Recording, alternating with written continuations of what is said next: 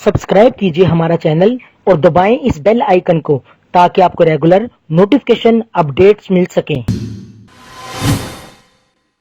अस्सलामु अलैकुम वरहमतुल्लाहि वबरकातुहू। रब्बि इश्रह ली सदरी वयस्सिर ली अमरी वहलुल उक़दतम मिन लिसानी यफ़क़हू क़ौली। अल्हम्दुलिल्लाहिल मुब्दिइल मुईदल गनिय्यिल हमीद ज़िल अफ़्फ़िल वासिअ वल इक़ाबिश शदीद मन हदाहु फ़हुव सईदुस सदीद व मन अदल्लहु फ़हुवल बईदुत तरीद यअलमु मा ज़हरा व मा बतना व मा ख़फ़िय व मा अलना। वस्सलातु वस्सलामु अला अशरफिल अंबियाइ ख़ातिमिन नबिय्यीन सय्यिदिल मुरसलीन शफ़ीइल मुज़निबीन सय्यिदिल अव्वलीन वल आख़िरीन सय्यिदिना व हबीबिना नबिय्यना व करीमिना व मौलाना मुहम्मद सल्लल्लाहु अलैहि वसल्लम अब्दुहु व रसूलुहु बिल हुदा व दीनिल हक़्क़ि अरसला। अम्मा बादु फ़अऊज़ु बिल्लाहि मिनश शैतानिर रजीम बिस्मिल्लाहिर रहमानिर रहीम।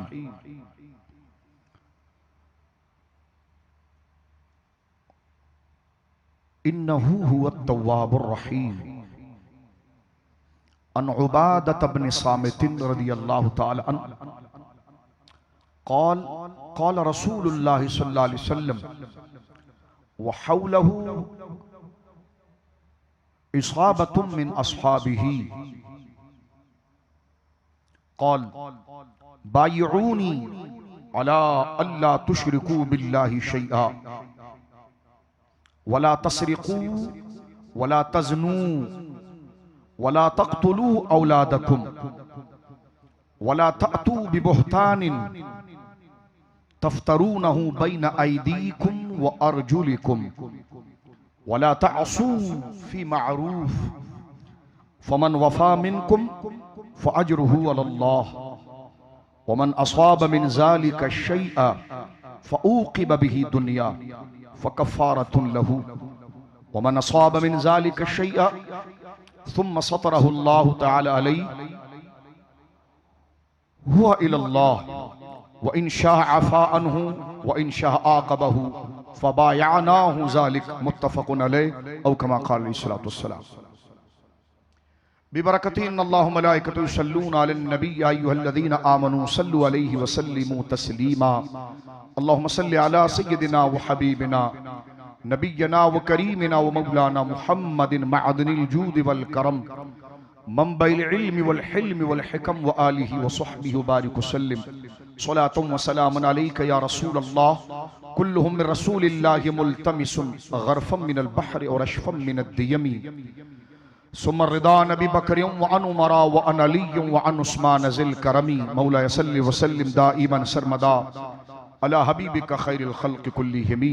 बुझ गई जिसके आगे सभी मशअले, बुझ गई जिसके आगे सभी मशअले, शम्मा लेकर आया हमारा नबी।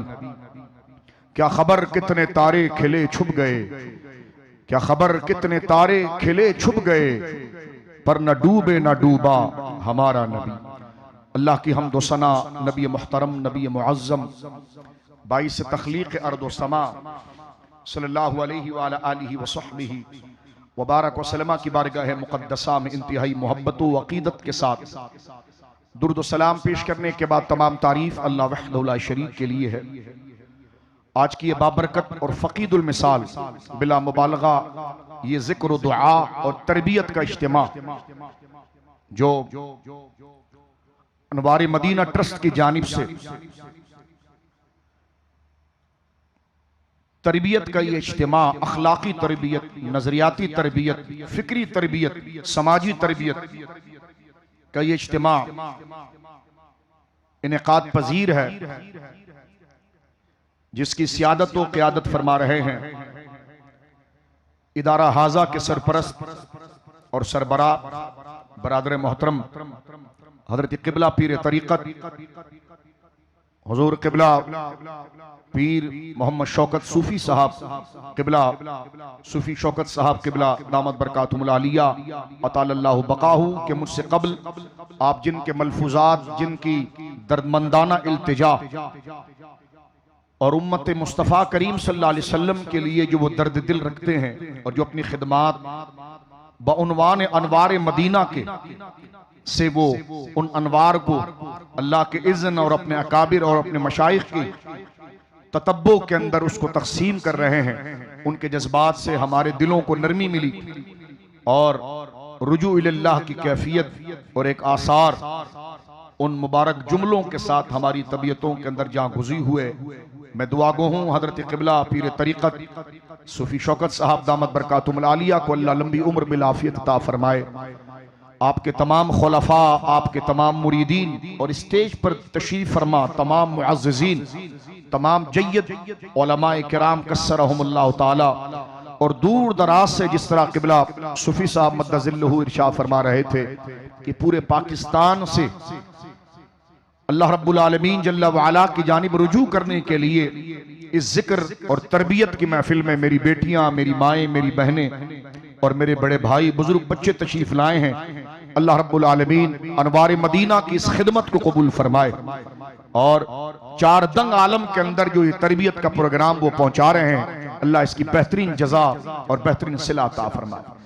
जिस वक्त क़िबला पीर तरीक़त जनाब सूफी शौकत साहब मद्दज़िल्लहु इरशाद फरमा रहे थे तो मुझे एक हदीस पाक याद आ गई थी जिसको मैंने खुतबे में पढ़ने का शर्फ पाया। हजरत उबादा बिन सामित रदी अल्लाह तआला अन्हु से हदीस है, बुखारी मुस्लिम शरीफ में मौजूद है और इसी हदीस पाक को मैं आज अपनी और आपकी तरबियत के लिए, अपने और आपकी अखलाकी और फिक्री तरबियत के लिए और मेरे और आपके वो बुनियादी सबक को याद करने के लिए मैंने वो हदीस पाक मेरे भाइयों बुजुर्गों, अपने और आपके लिए, मेरी बेटियों, मेरी बहनों, अपने और आपके लिए पढ़ने का शर्फ हासिल किया। अल्लाह इस बुक़्क़ा नूर और अनवार मदीना यानी अनवार मदीना, मदीने के जो अनवार यहाँ बरस रहे हैं, अल्लाह रब्बुल आलमीन जल्ला व अला उन सालिहीन नेक लोग जो महज अल्लाह की रज़ा के लिए आए हैं उनके सदका व तुफैल इस हदीस पाक में जो हमारे नबी मुकर्रम खातमुन नबिय्यीन सैयदुल मुरसलीन जनाब रसूल मुकर्रम सल्लल्लाहु अलैहि वसल्लम ने जो हमसे अहद लिया है, वादा लिया है, उसको हम यहाँ पर जिक्र कर रहे हैं। अल्लाह उस पर अमल की तौफीक अता फरमाए। मेरे दोस्तों बुजुर्गों, सबसे बड़ी खुशी की बात यह है कि यह तरबियत का इज्तिमा है और इस वक्त हमें तरबियत की जरूरत है। तरबियत के बगैर एक पौधा अगर आप लगा दें और उसकी तनकीह ना हो, उसकी तरबियत के आसार ना हो, वक्त पर अगर उसको पानी ना दिया जाए, मौसम का लिहाज ना रखा जाए और जरर देने वाली चीजों से उस पौधे की कोमल भी जो अभी नहीं फूटी उस गुठली को अगर बचाया ना जाए तो ये उम्मीद करना कि वो तनावर दरख्त बन जाएगा और मैं और आप उससे साला साल मीठे फल खाएंगे, ये एक दीवाने की गप हो सकती है।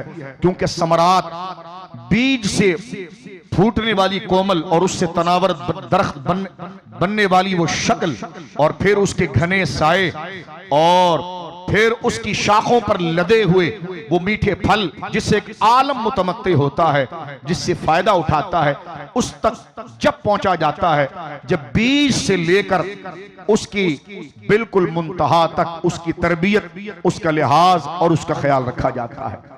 मुर्शिद वही होता है कि जो मुरीद की अखलाकी तरबियत करे। तरबियत से मुराद क्या, एक जुमला कहकर वक्त इतना नहीं है, मैं फिर हदीस के तर्जुमे की तरफ आऊंगा और बुखारी मुस्लिम की बड़ी ऊंची सनद से यह हदीस है।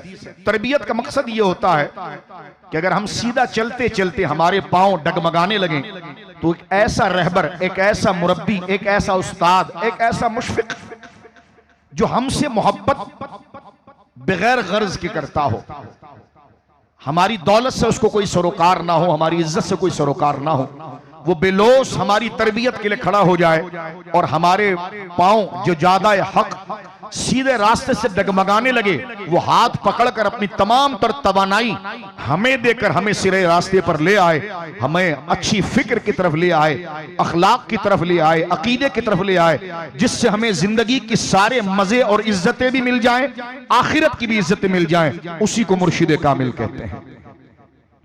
मुर्शिद जेबों पर नजर नहीं रखते हैं, दिलों पर नजर रखते हैं।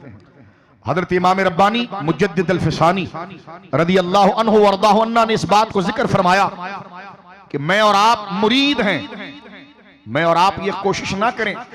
मैं एक जुमला कहने जा रहा हूं यहां पर। उमूमन हमारी फिक्र ये होती है कि हम ऐसे शख्स को पीर बनाना चाहते हैं कि वो पीर, मेरी मुराद पीर कामिल नहीं है, गलतफहमी में कोई मुब्तला ना हो, मेरी मुराद औलिया नहीं, सालिहीन नहीं, उनका रूप धार कर अगर कोई बैठ गया है और उसके असर व उसूख भी बहुत हैं, तो मैं और आप उससे ताल्लुकात सिर्फ इसलिए बढ़ाना चाहते हैं कि कुछ अहम जगहों पर ये सिफारिश अगर हमारी कर देंगे तो हमारा काम हो जाएगा। तो फिर ये तो अजीब सी बात थी। तो फिर आप वाकईतन इस जुब्बे कुब्बे वाले के पास नहीं, जो उस महकमे का अफसर था उसी से मुरीद बन जाते। इससे मुरीद बनने की क्या जरूरत थी, क्योंकि जब मकसदी दुनिया था तो उसी से मुरीद हो जाते। तो लिहाजा वाकई में जो पीर कामिल, जो जामिल शराइत हो, पीर की 4 निशानियां हैं। सबसे पहले वो सहीउल अकीदा अहले सुन्नत हो, कुरान का सुन्नत का इतना आलिम हो कि अपने जरूरत के मसाइल को जो अकीदे और अखलाक और इबादात से मुतल्लिक हैं उसको बगैर किसी की मदद से किताबों से निकाल कर समझ भी सके और उस पर अमल भी कर सके। और तीसरी शर्त उसकी यह है कि वो ऐलानिया लोगों के सामने ऐसे गुनाह के काम ना करता हो जिस गुनाह के काम पर अल्लाह ने जहन्नम की सजा सुनाई है, माअज़ल्लाह, यानी ऐलानिया गुनाह कबीरा ना करता हो। और चौथी शर्त कि वो खुद शेख, उसका शजरा सरकार असदुल्लाह गालिब इमामुल मशारिक़ वल मगारिब हल्लालुल मुश्किलात वल मसाइब हुजूर सैयदुना अबुल हसन अली इब्न अबी तालिब रज़ियल्लाहु ताला अन्हु से जाकर मुत्तसिल हो जाता हो। ये 4 शर्तें जिस शख्स के अंदर आ गई वो इस बात की अथॉरिटी शरीयत उसको देती है कि लोग उसके आप हाथ पर आकर तौबा करें और उसकी जात को गवाह बनाकर अल्लाह के हुजूर अपनी नाफरमानियों से रुजू करें और गुनाहों से माफी मांगे। ये तो पीर है। मैं एक जुमला कहकर आगे बढ़ना चाह रहा हूं अपने और आपकी याददाश्त के लिए। तरबियत का मजमा है तो तरबियत में ये बातें याद रहेंगी तो तब हमें अच्छा और बुरा याद रहेगा। तरबियत का माना होता है कि अच्छा और बुरा दोनों पता हो ताकि बंदा इम्तियाज कर सके, फर्क कर सके, और फिर अच्छा और बुरा पता चल जाए तो फिर इतनी सलाहियत उसके अंदर आ जाए कि वो बुराई से दूर रहे और अच्छाई की ताकत को लेकर वो सही रास्ते की तरफ आए। मुरीद और पीर ये 2 रिश्ता है। मुरीद किस रिश्ते से पीर से मिलता है, एक बात, और मुर्शिद उससे क्या गर्ज रखता है, दूसरी बात। इस एक जुमले में पढ़ के फिर हम साहबा इकराम ने हुजूर के हाथ पर बैत की थी उसका वाकया मैंने बुखारी की से पढ़ा है, अभी मैं अर्ज कर देता हूं। हजरत इमाम रब्बानी मुजद्दिद फिसानी, जिनके बारे में हजरत इकबाल ये कह गए कि हिंद में वो सरमाया मिल्लत का निगहबान, अल्लाह ने जिसको किया बर वक्त खबरदार। हजरत इकबाल आपके से लाहौर की मुकद्दस जमीन पर आराम फरमा रहे हैं। अभी पाकिस्तान की सलामती और नजरियाती हुदूद के तहफ़्फ़ुज़ की बात की गई, इस पर एक जुमला हजरत इकबाल का नाम आ गया तो मैं अर्ज करूं। देखिए हम नजरिया पाकिस्तान को इकबाल से समझते हैं, हम नजरिया पाकिस्तान को अल्लामा इकबाल से समझते हैं। नजरिया, कानून, दस्तूर, फिक्र इकबाल की थी, उस पर पूरा मुकदमा कायद आजम मोहम्मद अली जिन्ना ने लड़ा था। कायद आजम वकील थे हजरत इकबाल के दिए हुए उस मंशूर और फिक्र के निजाम के। तो लिहाजा जब भी पाकिस्तान के मिजाज की तशरीह की जाएगी उसके लिए किसी और की तरफ नहीं, इकबाल की कुल्लियात की तरफ रुजू करनी होगी। इसलिए कि तसव्वुर मुसव्विर पाकिस्तान इकबाल है। इकबाल डे को खत्म करके कोई बहुत बड़ी अच्छा काम नहीं किया है, इसलिए कि आईने पाकिस्तान को इज्जत भी इकबाल की तहरीर से मिलती है और पाकिस्तान मुनस्सा शुहूद पर भी इकबाल की फिक्र से आया है। जनाब कायद आजम मोहम्मद अली जिन्ना उम्मत के एक मुखलिस, अमानतदार, नेक शख्सियत वकील थे, लेकिन जिस मुकदमे को उन्हें लड़ा था वो फिक्र देने वाली शख्सियत इकबाल थी। इससे बड़ी बात मैं और कुछ नहीं कर सकता।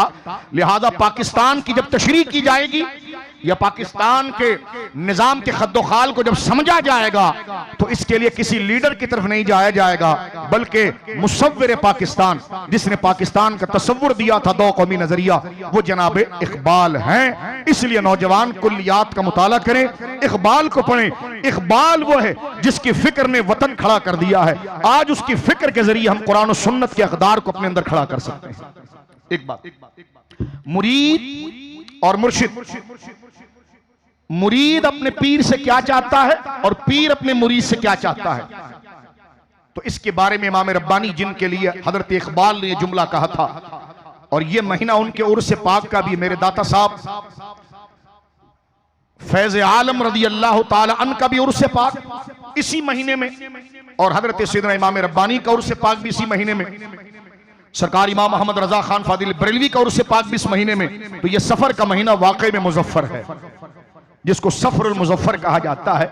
कामयाब और मंसूर महीना है कि जिसमें ये शख्सियात हैं जिनसे हम अपने, जिनकी सीरतों के मुतालों के जरिए हम ज्यादा हक को तलाश करके उस पर गामजन हो सकते हैं। हजरत इकबाल ने इमाम रब्बानी के लिए जुमला कहा था कि हिंद में वो सरमाया ए मिल्लत का निगहबान, अल्लाह अकबर, अकबर की जिनों से खत्म नबूवत और तकदीस उलूहियत को छीन रही थी, उस वक्त जिसने सीरों के अंदर नामूस रिसालत के जज्बे को और तौहीद और वहदानियत के उस मुकद्दस पैगाम को जिंदा किया, वो सरहंद की सरजमीन पर आराम फरमाने वाले जनाब इमाम रब्बानी मुजल्फिसानी है, जिनको खराज तहसीन हजरत इकबाल पेश करते हैं कि हिंद में वो सरमाया है मिल्लत का निगहबान, अल्लाह ने जिसको किया बर वक्त खबरदार।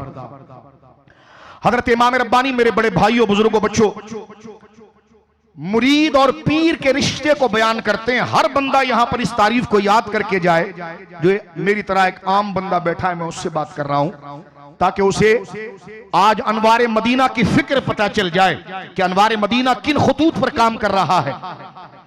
अनवार मदीना इस मुआशरे में किस तब्दीली का कायल है।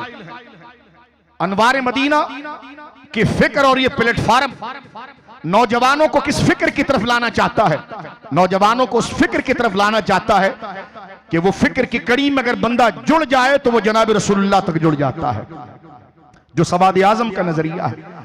मुरीद और पीर, मुर्शिद और मुरीद किसको कहते हैं? क्यों बंदा मुर्शिद ढूंढता है और मुर्शिद उसका उस्ताद क्यों बनता है? बड़ा बुनियादी सवाल है। तो इमाम रब्बानी फरमाते हैं, मुरीद अल मुरीदो ला युरीदो इल्लल्लाह, मुरीद अपने मुर्शिद से अल्लाह के सिवा कुछ और ना मांगे।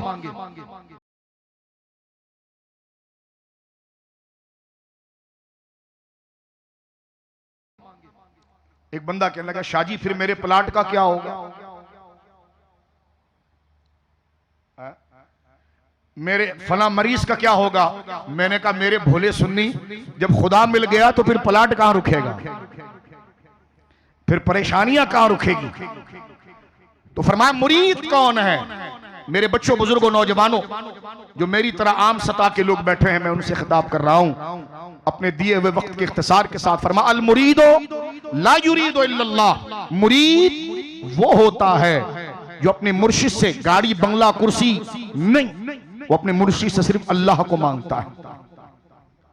और मुर्शिद कौन होता है?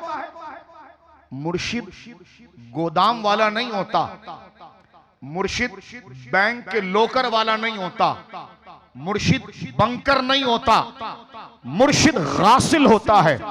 मुजद्दिद साहब फरमाते हैं, गासिल से मुराद मैयत को नहलाने वाला।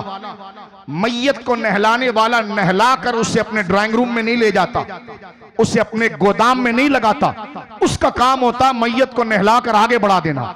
तो मुरीद का काम है कि ऐसे शख्स को तलाश करे जो उसको अल्लाह तक पहुंचाए, और मुर्शिद का काम है उसको गुनाहों को धोकर उसे आगे बढ़ा दे। अब आइए हदीस पाक की तरफ।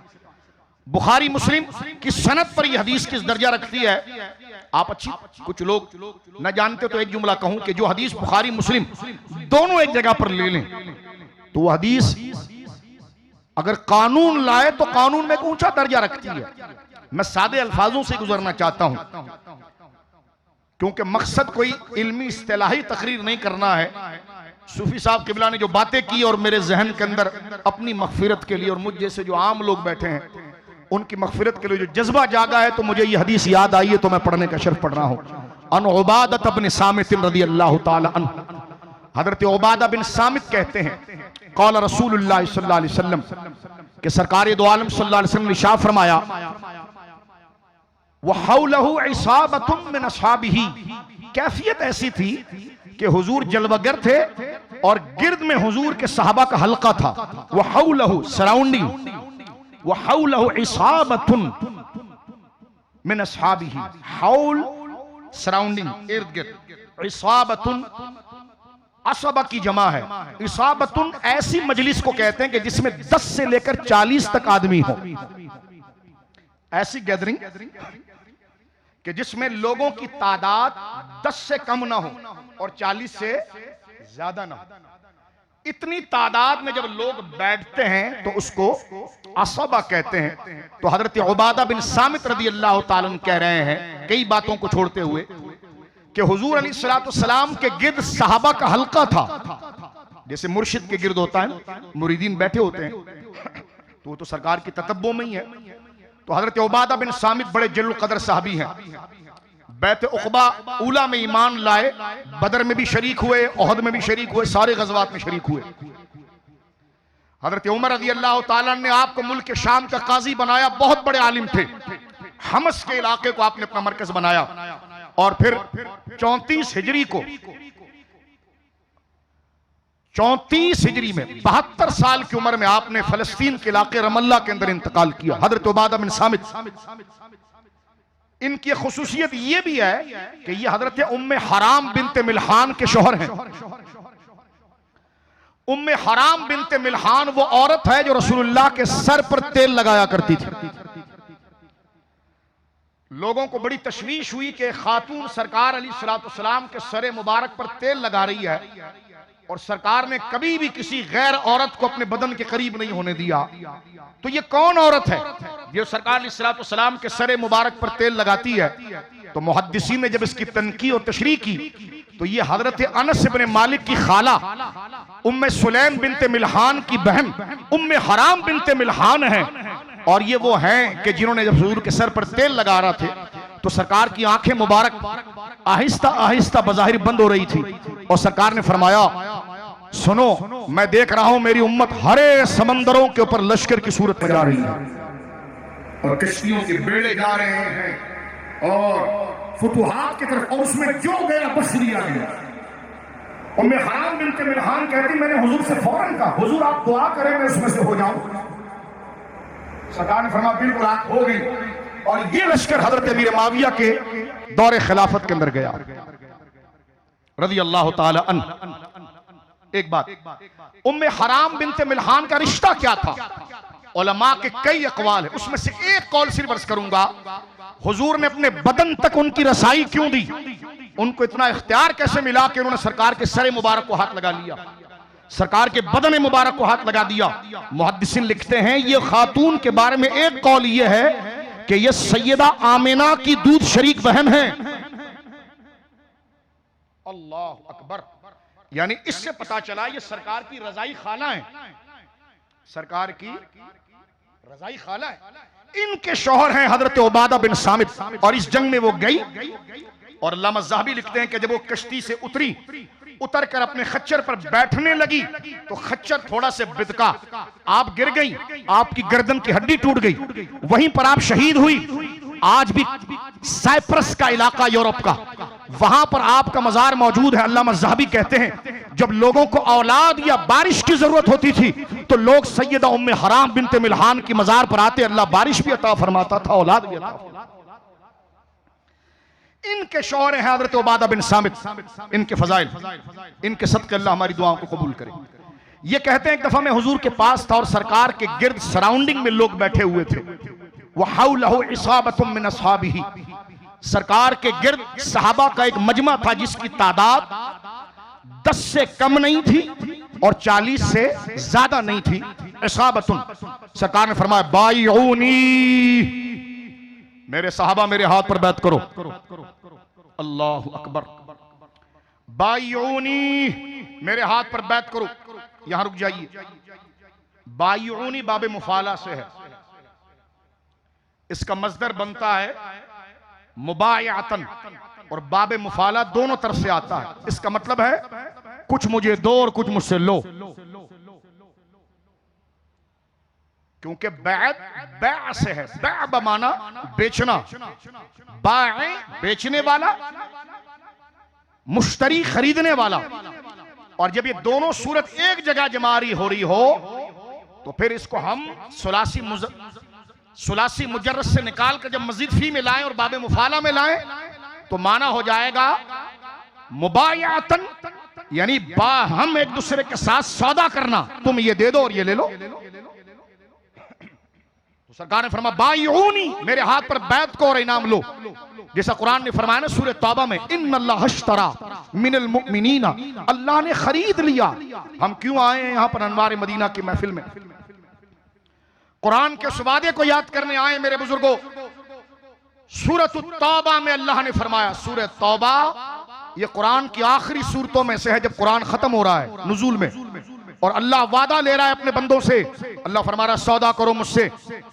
इन्नल्लाह हश्तरा, अल्लाह ने खरीद लिया, मिनल मुमिनीना, मुसलमानों से,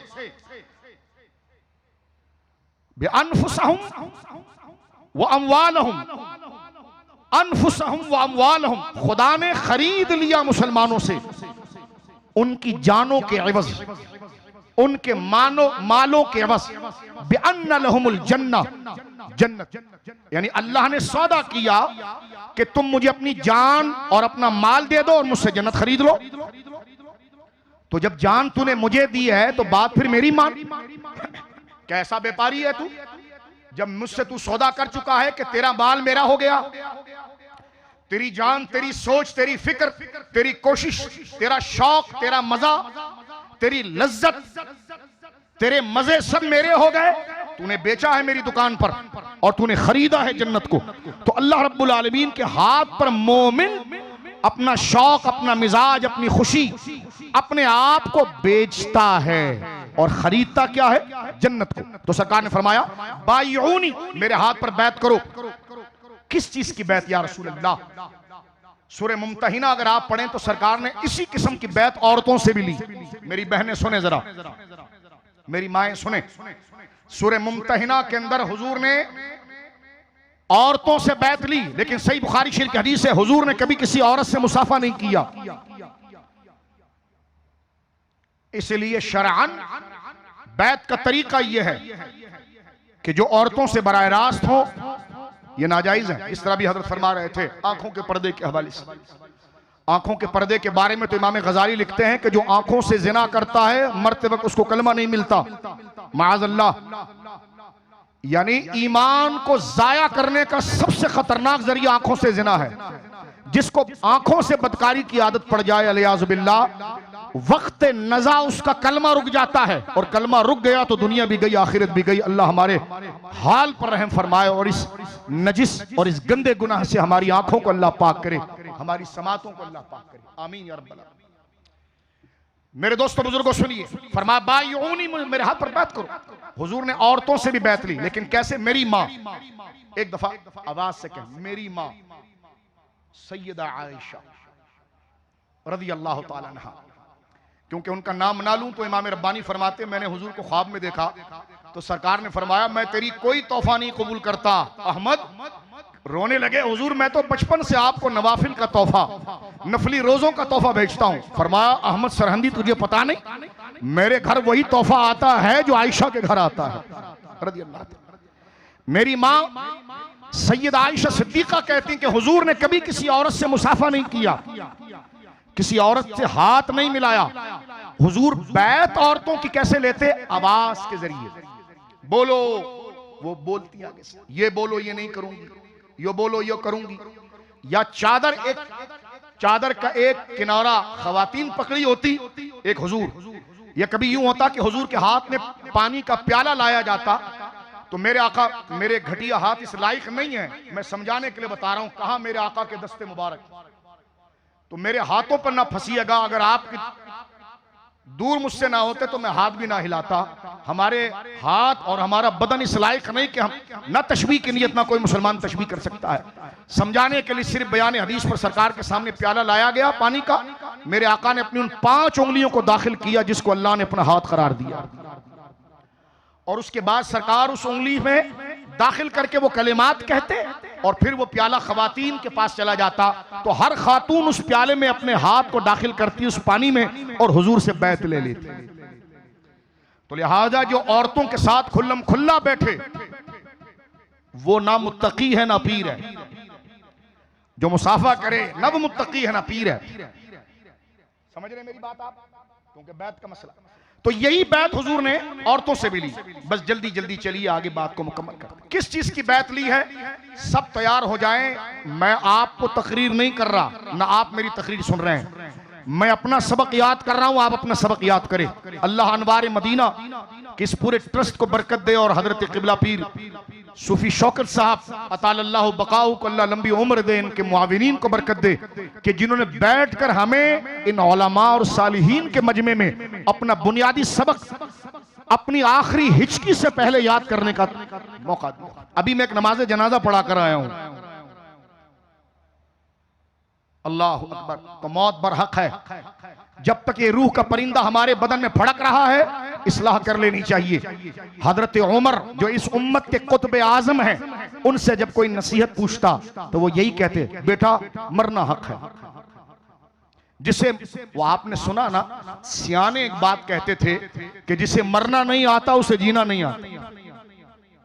जिसे मरना नहीं आता उसे जीना नहीं आता। नाउमीदी नहीं सिकारे, मरना खत्म होने का नाम नहीं, आगे तजदीद और आगे सफर की तैयारी का नाम है। सरकार ने फरमाया बायऊनी, मेरे साहबा मेरे हाथ पर बैत करो। किस चीज की? फरमाया अला अल्लाह तुशरिकु बिल्लाहि शैआ, मेरे हाथ पर बैत करो। ये बैत ईमान नहीं है, ये बैत तकवा है। और इस हदीस से सबूत निकलता है, लोग कहते हैं जनाब ये आपके मुर्शिद जो बैत करते हैं इसकी दलील क्या है? मैंने कहा यही तो पढ़ रहा हूं, और क्या है? बैत ईमान और है, बैत तकवा और है। बैत ईमान तो ईमान बिल्लाह, ईमान बिल रसालत, ईमान बिल आखिरत पर हो गई, ये तो सहाबा थे। जब सहाबा थे तो फिर क्या बैत ली जा रही है इनसे? मोमिन तो हैं वो, तो बैत ली जा रही है तकवे की। और आज जो हम किसी सूफी कामिल और बासफा शख्स के हाथ में हाथ देकर बैत करते हैं, वो बैत तकवा होता है कि नेकियों पर साबित कदम रखने का उसको वादा करना और उसके जरिए अल्लाह की बारगाह में मुआयदा करना, इसको बैत तकवा कहते हैं। और ये हदीस इसकी दलील है। फरमा बायऊनी, मेरे हाथ पर बैत करो। किस चीज की या रसूल अल्लाह? फरमाया सबसे पहले इस बात की बैत करो कि अल्लाह तुशरिकु बिल्लाहि शैआ, कि तुम खुदा के साथ किसी को शरीक नहीं ठहराओगे। शरीक नहीं ठहराओगे, ना जात में शरीक ठहराओगे ना सिफात में। जात में शरीक से मुराद क्या है? जैसे अल्लाह खुद से है और वाजिबुल वजूद है, उसका होना जरूरी, उसका ना होना मुहाल। ऐसा अगर तुम किसी भी चीज को समझो कि ये चीज भी खुद से बन गई है, खुद से बनी क्या, खुद से है माज़अल्लाह, तो ये जात का शिर्क हुआ। सिफात का शिर्क क्या है? जैसे अल्लाह का इल्म, अल्लाह की कुदरत, अल्लाह की समाअत, अल्लाह का बसर, ये उसके खुद से। अल्लाह जानता है खुद से बगैर किसी को सिखाए। अल्लाह की ताकत और जलाल खुद से बगैर किसी के दिए।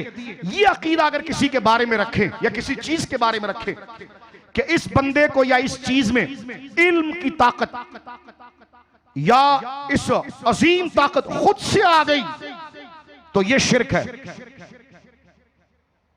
इसीलिए अल्लामा शामी ने लिखा कि मुसलमान से बईद है कि वो खुदा जैसा किसी को यकीन करे, कि वो अल्लाह की जात में किसी को शरीक करे या सिफात में शरीक करे। सिर्फ ये कह देना कि नहीं आपने इल्म गैब माना, ये शिर्क है, क्योंकि आपने या कह दिया ये शिर्क है। मैंने कहा मेरे दोस्त, या कहने से शिर्क नहीं होता, शिर्क लफ्जों से नहीं होता, मानों से होता है। कहते नहीं, जो लफ्ज अल्लाह को बोला गया वो बंदे को नहीं बोलना चाहिए। मैंने कहा आपका नाम क्या है?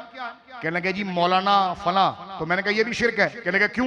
मैंने कहा इसलिए कि मौलाना दाढ़ी वालों का नाम नहीं, अल्लाह का नाम है। कहने लगे ये कहाँ लिखा है? मैंने कहा लो सबक भूल गए आप। सूरह बकरा खत्म हो रही है और आप पढ़ते हैं वाफ़ु अन्ना वग़फिर लना वरहमना अंत मौलाना फंसुरना अल कौमिल काफिरीन। तो ये अंत मौलाना आप इमाम साहब को बोलते हैं, अल्लाह को बोलते हैं?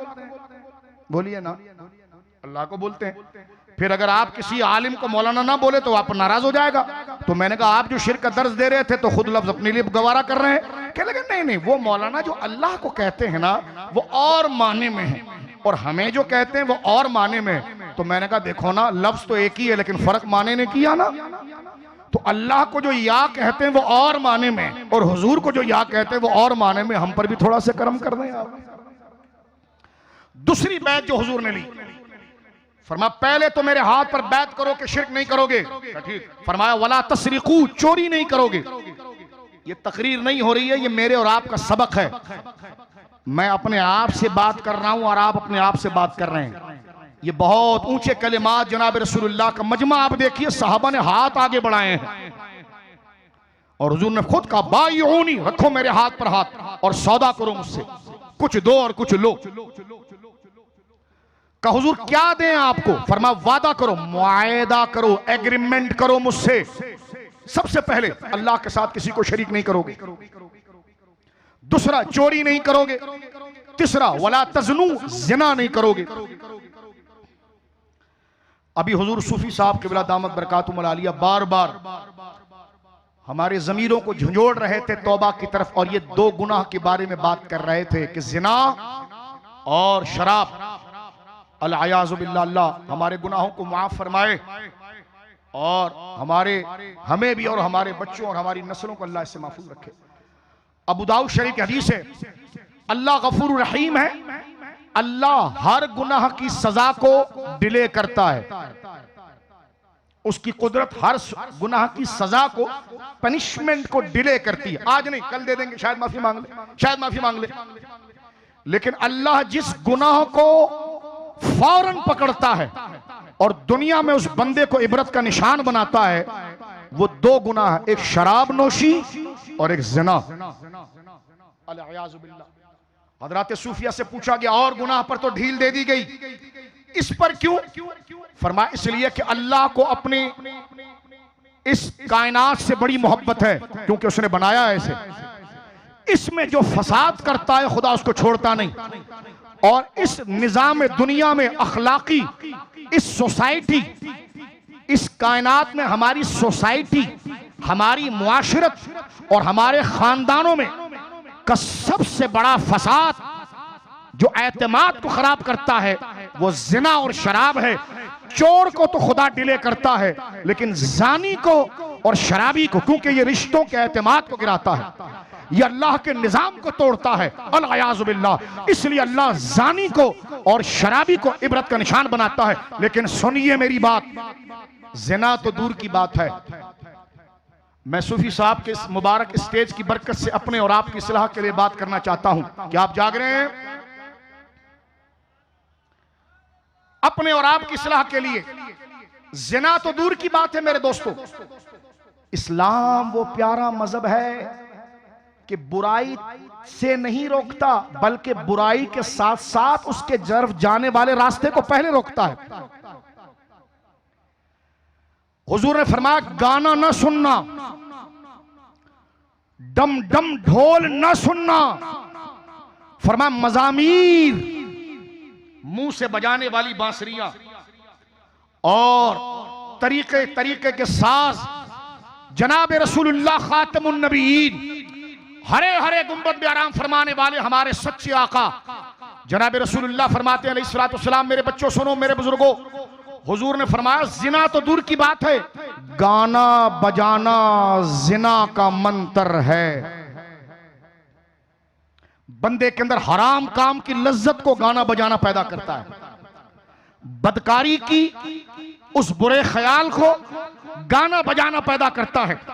तो जिना तो दूर की बात है, जिना का दाई जिना का एजेंट, जिना का वकील, ये गाने हैं, ये ड्रामे हैं। तो हुजूर ने फरमाया गाना बजाना जिना का मंतर है। फरमाया मेरे हाथ पर बैत करो कि अल्लाह के सिवा किसी को खुदा नहीं कहोगे और तुम शिरक नहीं करोगे। का की फरमाया वला तसरिकू, जल्दी से सुन लो। फरमाया चोरी ना करना, फरमाया वला तजनू, जिना ना करना, वला तख्तुलू औलादकुम, मेरे हाथ पर वादा करो, एग्रीमेंट करो कि तुम शिरक नहीं करोगे। बैत कर रहे हैं नहीं करेंगे। वादा करो चोरी नहीं करोगे, वादा कर रहे हैं चोरी नहीं करेंगे। वादा करो जिना नहीं करोगे, वादा कर रहे हैं जिना नहीं करेंगे। वादा करो अपनी औलादों को कत्ल नहीं करोगे, नहीं करेंगे। वादा करो। औलादों को कत्ल करने से मुराद क्या है? पहले मैं खिलाऊंगा कहां से। कुछ लोग ऐसे भी आए थे, खुद के उनके 5-5, 7-7 बच्चे थे और टेलीविजन पर दर्ज दे रहे थे बच्चे कम करो। मैंने कहा देखिए हम कोई और बात नहीं कर रहे, लेकिन ये बात कर रहे हैं कि अगर इस वजह से रोका जाए कि खिलाएंगे कहां से, तो ये फिर आपका सियासी इशू नहीं बनेगा, ये कुरान और सुन्नत की तरफ हदफ होगा। आपको ऐसे बोलने की इजाजत नहीं दी जाएगी। पहले बैठकर आप इस मौजू पर उलमा से समझें कि मनसूबा बंदी के लिए लफ्ज क्या इस्तेमाल किए जाएं, उसके तरतीब किस तरह दिए जाएं। आप अगर गैर इस्लामी जुबान बोलेंगे तो जलसों में फिर आपके मनसब का भी एहतराम नहीं होगा, और वो बात अगर कुरान से टकराएगी तो आपका एहतराम हम पर कैसे होगा? हमने तो यहां बैत कर रहे हैं हुजूर के हाथ पर, ठीक है। लिहाजा उम्मन ये होता है कि बहनें, बेटियां जब ब्याह दी जाती हैं तो एक बच्चे की विलादत हो चुकी है, और आजकल तो बदनी कमजोरी कहिए या क्या कहिए, उसकी वजह से ऑपरेशंस के जरिए बच्चों की विलादत होती है। तो डॉक्टर्स, अब दूसरा बच्चा बिल्कुल करीब है, तो खुदा तरस, खुदा से खौफ रखने वाला डॉक्टर अगर ये कहे कि अगर इस बच्चे की विलादत हो गई, यानी जो अभी 4 महीने का मां के पेट में हुआ नहीं है, और फैमिली मेंबर्स को एतमाद में ले और सारे शवाहिद वो पेश करे, और वो ये कहे कि इस बच्चे की वजह से मां की सेहत खराब हो जाएगी या उस पहले बच्चे की तरबियत नहीं हो पाएगी, तो मैंने इख्तिसारन कहा, लेकिन वो बंदा उलमा के पास जाए इन नौयत को लेकर, तो मां के पेट में अगर वो बच्चा जो रुक गया है, अभी उम्मीद से मां है, तो 4 महीने का वो बच्चा मां के पेट में नहीं हुआ, तो उससे पहले डॉक्टर और उलमा के मशवरे से अगर वो साकित करना चाहे तो शरीयत की गुंजाइश है। लेकिन 4 महीने से ज्यादा का हमल हो गया, अब अल्ट्रासाउंड कह रहा है कि बच्चा माजूर है, बच्चा फला है। हमने कहा कई अल्ट्रासाउंड गलत साबित होते हैं, लेकिन 4 महीने के बाद जब रूह फूंक दी जाए तो ये औलाद के कत्ल के हुक्म में आता है। इस आयत की इस बच्चे को हटाने की इजाजत नहीं होगी, और हुजूर ने बैत की है, बैत करो मेरे हाथ पर कि तुम शिरक नहीं करोगे, तुम चोरी नहीं करोगे, तुम जिना नहीं करोगे, तुम अपनी औलादों को मारोगे नहीं। बात को इख्तिताम की तरफ फरमाया वला तातू बिबुहतान, अल्लाह अकबर। एक मर्ज की तरफ हुजूर बैत ले रहे हैं हमसे, जो हम सब के अंदर सर तक भर गया है। फरमाया वला तातू बिबुहतान तफ्तरूनहु बैन अयदीकुम व अर्जुलिकुम, फरमाया तुम मुसलमान औरतों और मर्दों पर तोहमत नहीं लगाओगे, बैत करो मेरे हाथ पर, बैन अयदीकुम व अर्जुलिकुम, ना उनके चेहरे पर तोहमत लगाओगे ना पीठ पीछे, यानी उनके माने का उनकी जात की तरफ गलत तोहमत लगा देना, और अपने ख्याल से उसके बारे में अकीदा रख लेना, भाई ये बड़ा मुतकब्बिर है जी, ये बड़ा गुस्से वाला है, ये तो बड़ा नखरे करता है, बड़ा बदतमीज है, हालांकि कभी उसने आपसे बात भी नहीं की। वो चुप है तो पूछे तो सही वजह क्या है, तो हुजूर ने फरमाया अपनी तरफ से बहतान ना लगाना, पाकबाज औरतों पर गंदी तोहमतें ना लगाना। मैं उन बहनों से कहूंगा कि खुदारा खानदान के लिए जुबानों को बंद रखें, बहू पर, बेटी पर, पड़ोस की बच्ची पर ऐसे कलेमात झड़ना जो उसकी इस्मत और हया के खिलाफ है। कुरान यह कहता है कि अगर जिना की भी तोहमत लगी तो 4 बंदे उसकी गवाही देंगे खास मुशाहिदे के साथ, और अगर ना दे सके तो हर एक को 80 कोड़े लगेंगे। किसी ने पूछा जिस तरीके की शर्त कुरान लगा रहा है जिना की गवाही की, ऐसे तो गवाह मिलेंगे ही नहीं। तो फरमाया यही तो उम्मत पर फजल है कि अल्लाह ऐसी तोहमत बंदों पर लाना नहीं चाहता। अल्लाह अकबर। तो फरमाया बैन अयदीकुम व अर्जुलिकुम, पाक लड़कियों बच्चियों पर गंदी तोहमतें लगाना कि जी फलानी तो यूं है, तो आपके पास दलील नहीं? मेरे को गुस्सा आ गया, मैंने बोल दिया। ये शदीद हराम, जहन्नम में ले जाने वाला काम। तहज्जुद बर्बाद हो जाएगी जो तुमने पढ़ी, तुम्हारी पढ़ी हुई नफलें बर्बाद हो जाएंगी, दुपट्टे की इज्जतें बर्बाद हो जाएंगी।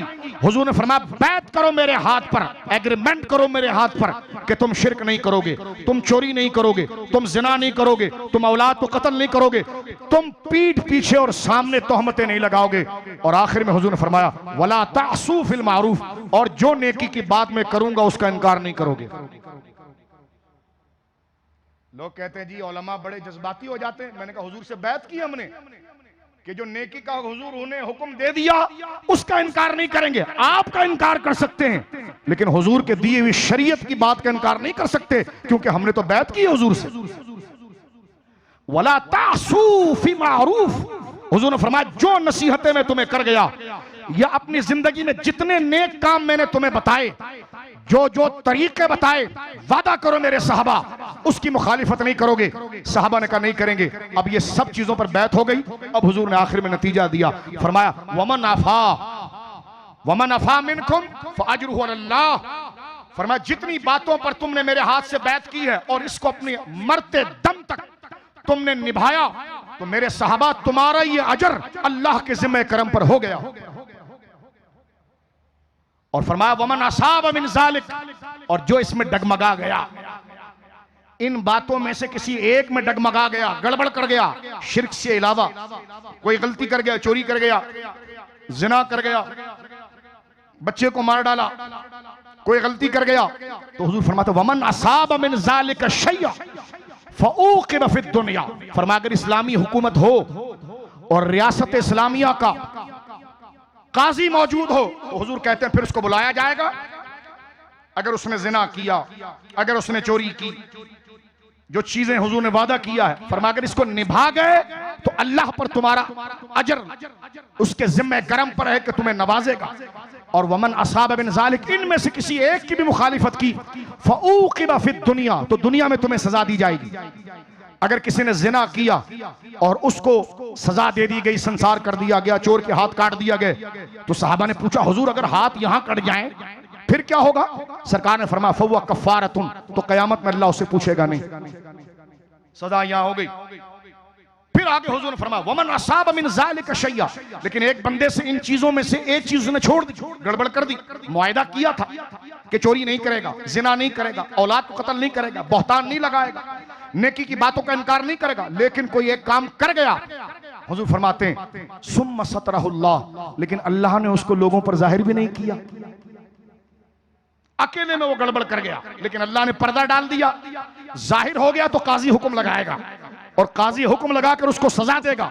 वो सजा उसकी जहन्नम की सजा से बरी हो जाएगा। वो उलमा ने कहा जिस गुनहगार को दुनिया में सजा दे दी गई तो कयामत के दिन खुदा उससे पूछेगा, तो हदीस आ गई फव्वा कफ़ारतुन लहू, बस वो जुबान से इस्तिग़फ़ार करे, उसकी सजा दुनिया में हो गई। लेकिन एक ऐसा आदमी जिसने गुनाह किया लेकिन अल्लाह ने उसके गुनाहों पर पर्दा डाल दिया, सुम्मा सतरहुल्लाह, पड़ोसी को भी पता नहीं चला। तो मेरे बच्चों सुनो, मेरे भाइयों, जिस गुनाह पर अल्लाह पर्दा डाल दे तो नुक्कड़ पर बैठकर दोस्तों को नहीं, अरे यार रात में ये कर रहा था, कल मैंने ये मैसेज किया था, कल मैं फला कर रहा था, तो मेरे नादान दोस्त जिसको खुदा ने छुपाया तू क्यों जाहिर कर रहा है? ये शदीद अजाब की बात है। इसलिए अपनी बीवी की बात अपने दोस्तों से करना, अपनी प्राइवेसी की बात अपने दोस्तों से करना, अपनी बीवी के हुस्न व मकाम व इज्जत व माल के हवाले से बात दोस्तों से करना, ये सारी चीजें हराम करार दी गई है। इसलिए फरमाया कि जिसने अगर कोई गलती कर दी, हदीस खत्म हो रही है और हमारी गुफ्तगू भी खत्म, फरमाया वमन असाब मिन ज़ालिक शैया सुम्मा सतरहुल्लाह, किसी ने वाकई में जिन बातों पर बैत ली गई थी उसमें से किसी का इनकार कर दिया और अल्लाह ने पर्दा भी डाल दिया, तो हुजूर फरमाते हैं तो जब अल्लाह ने पर्दा डाल दिया है तो फरमाया फिर इसको अल्लाह पर छोड़ दो, इसको अल्लाह पर छोड़ दिया जाएगा। कैसे छोड़ दिया जाएगा? सरकार फरमाते हैं कि व इन शाअफा व इन शाअक़बा, फरमा अगर अल्लाह चाहे तो कयामत के दिन उससे उसके गुनाह के बारे में कुछ ना पूछे और माफ कर दे, चाहे तो उसको पकड़े। और हदीस पाक में आता है कि अल्लाह रब्बुल आलमीन, आप समझ रहे मेरी बात? 1-2 मिनट में मजीद लूंगा, आपका तवज्जो करना। जिसने गुनाह किया जाहिर हो गया, रियासत इस्लामिया मौजूद थी, काजी सजा देगा। जिना किया, चोरी की, औरत को कत्ल किया, बहतान लगाया, और अगर उसके गुनाह किसी पर जाहिर नहीं हुए और वो जानता है और अल्लाह जानता है, तो वो खामोशी इख्तियार करे, उस पर तौबा करे। हुजूर फरमाते फिर अल्लाह की मर्जी है कयामत के दिन उसको अजाब दे या ना दे। अजाब दे, इसको कहते हैं खुल्फ वईद, और इस पर मैं तकरीर खत्म करता हूं। मेरे दोस्तों, अल्लाह की कुदरत का मिजाज क्या है बंदों के साथ, मुसलमानों के साथ? अल्लाह अपने वादे के खिलाफ कभी नहीं करता,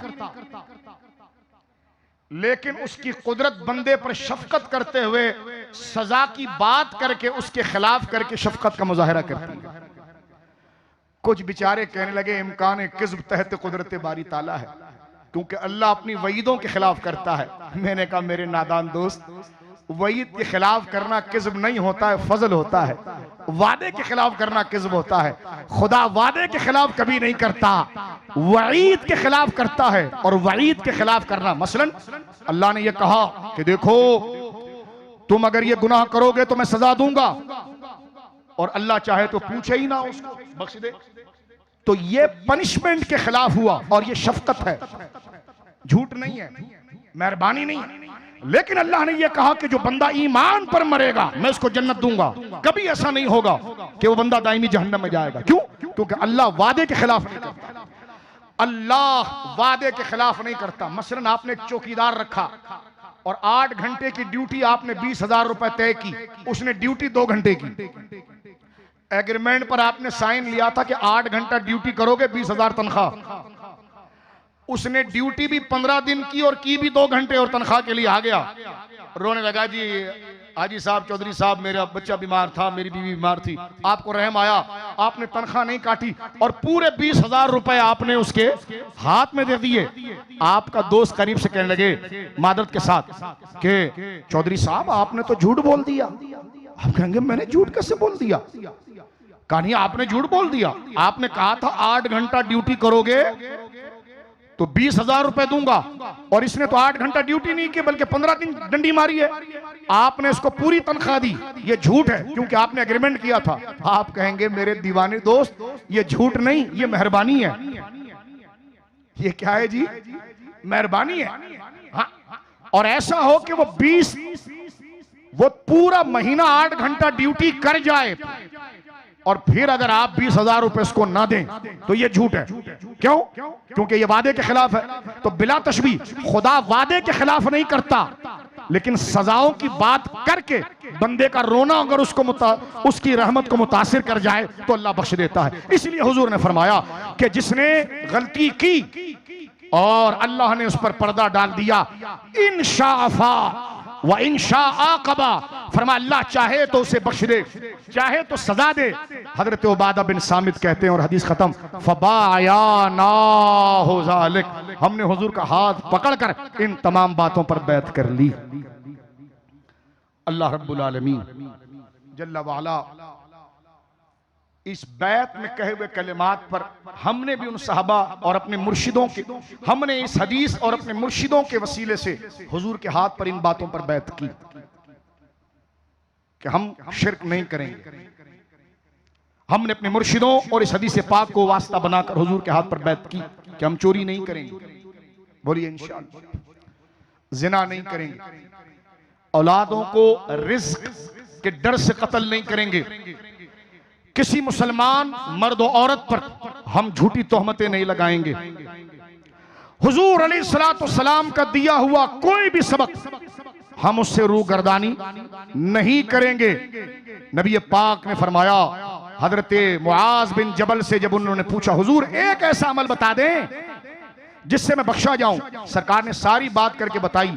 फरमाया ये मेरे और आपके लिए आखिरी जुमले हैं। हुजूर ने फरमाया बुखारी में, मुआज मैं तुझे एक हिकमत की जड़ बताऊं, अगर तू उसका ख्याल कर लेना तो खुदा तुझे जन्नत जरूर देगा। हजरत मुआज ने कहा हुजूर क्या?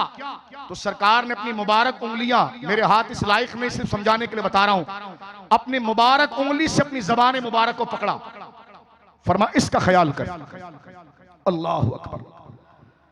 फरमा नमाज पढ़, रोजा रख, सब कुछ कर, लेकिन सबसे बड़ी हिकमत इस जबान का ख्याल रख। मेरे बच्चों सुनो, मेरी बेटियों सुनो, मेरी माओ सुनो, मेरे बड़े भाइयों सुनो, अल्लाह के प्यारे नबी ने अपनी जुबान को पकड़कर फअखज़ लिसानी, अपनी जुबान मुबारक को इस तरह पकड़ा और फरमा कुफ, इसको बंद रखना। का जन्नत चाहिए तुझे, इसको बंद रखना। मुआज कहते हैं हुजूर क्या जुबान से निकली हुई बातों पर पकड़ होती है? सरकार ने फरमाया सकीलता का या मुआज, ये सकीला अरबी जबान में मुतनब्बे करने के लिए, इसका माना तो यह है कि तेरी मां तुझे खो दे, डांट के अल्फाज, सकीलता का या मुआज, ए मुआज तुझे समझ में नहीं आया? लोग जहन्नम में अपने चेहरों और अपनी गर्दनों के बल गिरेंगे जबानों की वजह से, इसलिए कि जबान बंदे को जहन्नम में ले जाती है। का हुजूर कैसी बातें? फरमाया बात खत्म हो रही है मेरे बच्चों, मेरे भाइयों, बहुत बड़ी नसीहत है। आज अनवार मदीना के इस मुकद्दस प्लेटफॉर्म से मैं और आप अपने आप की और आपकी इस्लाह की बात अर्ज कर रहा हूं। हुजूर ने फरमाया जबान वो बात कर जिसका कोई फायदा हो, दीन का फायदा, आखिरत का फायदा हो। ऐसे ही बैठ कर चार दोस्त बैठे बस बड़बड़ बड़बड़ बड़बड़ बड़बड़ कर रहा है, उधर से गीबत भी निकल रही है, बुराई भी निकल रही है। हुजूर फरमाया लोग जहन्नम में मुंह के बल गिरेंगे, अल्लाह अकबर, अपने पुष्ट के बल गिरेंगे और उनको जहन्नम में मुंह के बल गिराने वाली चीज उनकी जबानें होंगी। आज ये वादा करो फजूल बातें नहीं करेंगे, चुप रहेंगे, अल्लाह की इबादत करेंगे, वो काम जो अल्लाह के जिक्र से मुताल्लिक, सुभान अल्लाह, अल्हम्दुलिल्लाह, नेकी की बात से मुताल्लिक है, उस बात के लिए मेरे दोस्तों जब जुबान कम बोलती है ना, फिर दिल अनवार मदीना बनता है। तो अगर मैं और आप अपने दिलों का अनवार मदीना बनाना चाहते हैं तो इस हदीस पाक में जो बैत ली गई है उसके मजमून को याद रखें, अपनी जुबानों की हिफाजत करें। सरकार ने फरमाया जिसने अपनी जुबानों को बंद रखा और दो टांगों के दरमियान जो चीज है उसको महफूज किया, वो जन्नत मुझसे ले ले। अल्लाह रब्बुल आलमीन इन तमाम नसीहतों पर मुझे और आपको अमल की तौफीक दे। और इस कितने मुकद्दस इज्तिमा देखें, आंखों में मजमा नहीं आ रहा, अल्लाह अकबर। अनवार मदीना की इस बुनियादी खिदमत को अल्लाह कबूल फरमाए। सूफी शौकत साहब क़िबला मद्दज़िल्लहू के जानिब से जो उनके तवस्सुस से अनवार मदीना के अनवार तकसीम हो रहे हैं, अल्लाह इसमें दवाम अता फरमाए। और कितनी खुली फिजा है मेरे दाता के शहर की, सुभान अल्लाह। गंज बख्शे फैज आलम मजहरे नूरे खुदा नाकिसारा पीर कामिल है कामिलारा रहनुमा। खुदा मेरे दाता के लाहौर को आबाद रखे, खुदा मेरे फरीद के पाकिस्तान को आबाद रखे। अल्लाह पाकिस्तान के सब हिलाली परचम को इस आज़ाद फिजा के अंदर सर बुलंद रखे। अफवाज पाकिस्तान जो सरहदों पर नामूस दीन और नज़्मे दीन और नजरिया पाकिस्तान की हिफाजत कर रही है, चाहे वो गिलशेर के अंदर बैठे हुए बर्फानी तोदों के अंदर वो जवान हो या बॉर्डर पर पहरा देने वाले हो, अल्लाह उन मुजाहिदीन की हिफाजत फरमाए। कश्मीर को अल्लाह आज़ादी नसीब फरमाए। कश्मीर की माओं की दुआओं को अल्लाह कबूल फरमाते हुए अल्लाह रब्बुल आलमीन जल्ला वाला ग़ज़वा हिंद के लिए जो जिद्दोजहद है अल्लाह उनमें कामयाबी अता फरमाए। कश्मीर को अल्लाह आज़ादी अता फरमाए। और जो गुंडे वहां पर मुसलमानों की नस्ल कुशी कर रहे हैं, अल्लाह रब्बुल आलमीन से दुआ करें आज के मजमे में, क्योंकि जो मुसलमान हक नहीं बोलता उसकी कोई दुआ कबूल नहीं होती। और हक में हक ये है कि अल्लाह उन बदमाशों के झत्तों को मुंतशिर करे जो माओं की इज्जतों और बेटियों की इज्जतों के ऊपर हाथ बढ़ा रहे हैं और कश्मीर में मुसलमानों के नस्ल कुशी कर रहे हैं। मेरे भाइयों हाथ उठाकर दुआ करो, खुदा उन आरएसएस के गुंडों को, उनके झत्तों को मुंतशिर करे। अल्लाह कश्मीर की हिफाजत फरमाए, पाकिस्तान की हिफाजत फरमाए। पाकिस्तान किसी जमीन के खित्ते का नाम नहीं, पाकिस्तान नजरिए का नाम है।